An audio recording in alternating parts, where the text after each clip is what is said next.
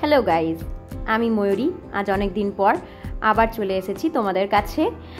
আমি জানি আমি অনেক লেট ব্লগ আপলোড করছি, অ্যান্ড এই ব্লগগুলোও কারেন্ট ব্লগ নয়, এগুলো আমার অ্যাকচুয়ালি প্রিভিয়াস শ্যুট করা আছে, সেগুলোই আমি আপাতত আপলোড করছি। এখানে আমি চলেছি মায়ের সাথে, বেরিয়ে পড়েছি মাসির বাড়ি যাবার উদ্দেশ্যে। চলুন আজকের ব্লগে দেখে নিই আমরা মাসির বাড়ি গিয়ে কী করলাম। বারাসাত স্টেশন পৌঁছে গেছি ফার্স্ট, দেন সেখান থেকে ট্রেনে করে আমরা পৌঁছে যাব শিয়ালদা। এখানে শিয়ালদা থেকে আমরা বাস করে নিয়েছি।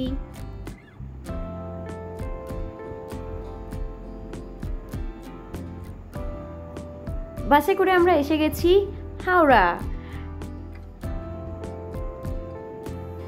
স্টেশনে। অ্যাকচুয়ালিতে নেওয়া যায় না, সেই জন্য একেবারে উলুবেড়িয়া পৌঁছে তারপর শ্যুটটা করলাম। এরপর আমরা টোটো করে চলেছি মাসির বাড়ি।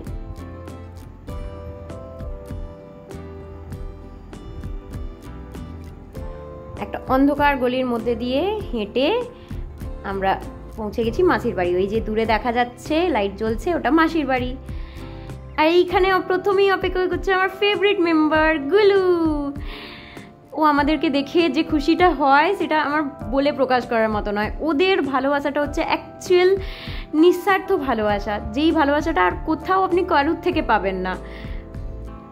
ওর খুশিটা বলে বোঝানোর মতো ছিল না, আমাকে ছাড়ছিলই না, খালি এদিক ওদিক করেই যাচ্ছে। আমার কাছে বসে আছে, নয় আদর খাচ্ছে, মানে সারাটা দিন বলতে গেলে ওকে নিয়েই কেটে গেছে। আর এখানে মাসির বাড়িতে আছে অ্যাকোয়ারিয়াম, সেখানে আছে কিছু ছোট ছোট কিউট মাছ, সেগুলোকেও একটা ঝলক আপনাদের সাথে শেয়ার করলাম।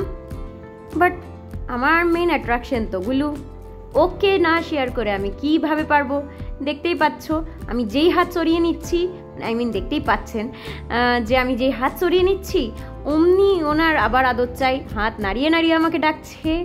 হ্যাঁ, অ্যান্ড এভাবেই আমাকে জাস্ট এত হ্যাপিনেস দেয় ওর ভালোবাসার মধ্যে দিয়ে, যে মনটা সত্যি ফ্রেশ হয়ে যায়, একদম হ্যাপি লাগে ওর সাথে খেলা করে, ওর সাথে মজা করে।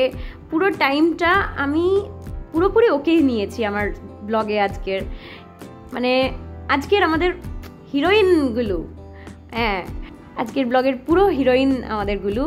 এই যে দেখতেই পাচ্ছেন যে আমার কোলে কিভাবে শুয়ে পড়েছি, দেখুন আমাকে কিভাবে হাত দিয়ে ডাকছে।